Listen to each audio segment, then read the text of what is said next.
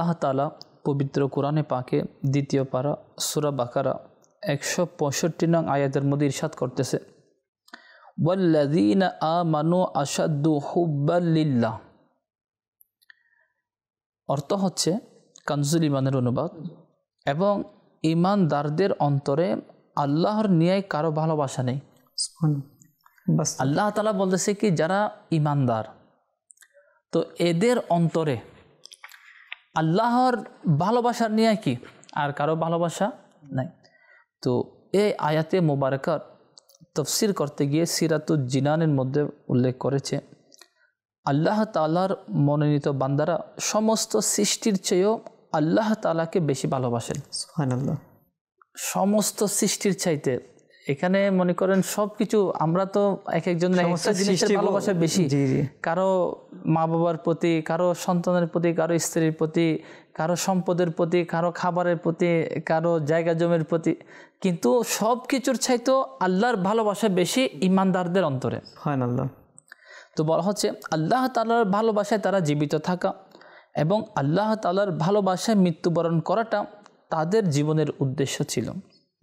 নিজের প্রতিটি আনন্দে আল্লাহ তাআলার সন্তুষ্টিকে প্রাধান্য দেওয়া।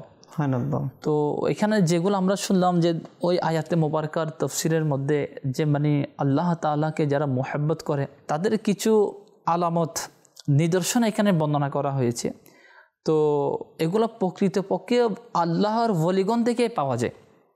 আপনি যদি ওলিগণের জীবনে দেখেন যে সরকারে বাগদাদ হুজুরে গৌসে পাক রহমতুল্লাহি তাআলা আলাইহি টানা 40 বছর ইশারের উজু দিয়ে ফজরের নামাজ, প্রতি 2 রাকাত নামাজে 1 খতম করে কোরআনে পাকের তেলাওয়াত, ইমামে আযম আবু হানিফা রহমতুল্লাহি তাআলা আলাইহি 45 বছর এরকম ইশারের উজু দিয়ে ফজরের নামাজ, এরকম আরও অনেক আল্লাহর ওলি আছে, তাদের যদি জীবন খোলা হয় দিনের বেলায় রোজা, রাতের বেলায় ইবাদত, কান্নাকাটি করা, দোয়া করা, এবং আল্লাহ তাআলার সন্তুষ্টি যে কাজের মধ্যে আছে ওইটা মানে তারা করার জন্য সব কিছু কি চেষ্টা করে, সব ধরনের চেষ্টা করে, আমলগুলিও খুঁজে খুঁজে বের করে করে নেওয়া।